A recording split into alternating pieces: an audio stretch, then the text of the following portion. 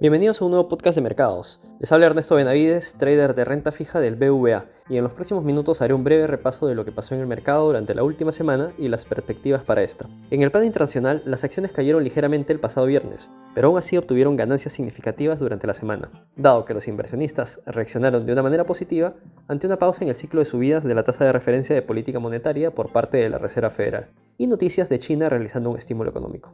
Dos importantes medidas de inflación durante la semana respaldaron las expectativas del mercado. Por un lado, el índice de precios al consumidor de mayo mostró una desaceleración interanual tanto en la medida headline como en la cifra subyacente. Además, se dio a conocer el índice de precios al productor de mayo, con la medida headline cayendo más de lo esperado en la lectura mes a mes y siguiendo el consenso en la base año a año.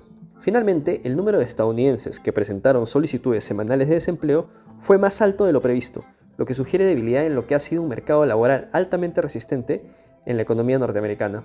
En ese sentido, los inversionistas optaron por pasar por alto la señal de la Fed de que se podrían avecinar nuevas subidas de tasas de interés en el futuro, y en cambio esperan que el Banco Central tenga que poner fin a su agresivo ciclo de ajuste más pronto que tarde. Durante la semana, el Dow Jones subió un 1.3%, el S&P 500 subió un 2.6%, la quinta ganancia semanal consecutiva del índice y su mejor desempeño desde marzo, y el Nasdaq subió un 3.3% por octava semana consecutiva de ganancias. El S&P y el Nasdaq alcanzaron esta semana sus niveles más altos desde abril del 2022. En el mercado local, el Sol cerró la semana con una apreciación de aproximadamente 3 figuras, sin embargo quedó rezagada con respecto a sus pares regionales, destacando el COP y el MXN. Cabe mencionar que el PEN operó en el rango de 3.6610 a 3.62.5, alcanzando niveles mínimos en el año. El BCR tuvo vencimientos de swap cambiarios por 600 millones de soles, de los cuales renovó 200 millones de soles a un plazo de 6 meses. En cuanto a flujos, los principales demandantes fueron los inversionistas corporativos y el Banco Central, con 168 y 106 millones de dólares respectivamente. Por otro lado, el principal ofertante fueron los inversionistas offshore,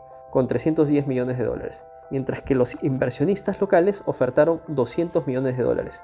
Cabe destacar la presencia del central cuando el Sol tiene presión hacia la derecha. Para los próximos días esperamos que el Sol se mantenga en el rango de 3.60 a 3.65 con un potencial interés de compra en los niveles cercanos a 3.63. En el mercado de renta fija, los soberanos extendieron el rally de la semana anterior cerrando con una ganancia en promedio de 15 puntos básicos, impulsados por flujos de entrada de inversionistas offshore y de demanda de dealers. El spread frente a la curva de tesoros norteamericana continuó apretándose hasta los 320 puntos básicos, niveles que no veíamos desde mayo del 2021. En cuanto a los flujos, a pesar que tuvimos una actividad equilibrada de las cuentas en el extranjero, cerramos la semana con flujos netos de entrada, principalmente en 29 y 31, mientras que los fondos de pensiones locales fueron vendedores netos, especialmente en la parte larga de la curva. Plazos que cotizaban demasiados planos contra el BELI y el sector del 10 años. Por otro lado, el Ministerio de Economía y Finanzas reanudó sus subastas semanales, vendiendo 100 millones del soberano al 2034 y 42 millones del soberano al 2055, con una demanda decente tras la gran emisión de bonos al 2033, mientras que el Banco Central continúa comprando bonos a un ritmo de 100 millones por semana. Eso fue todo por esta semana, conmigo será hasta la próxima oportunidad.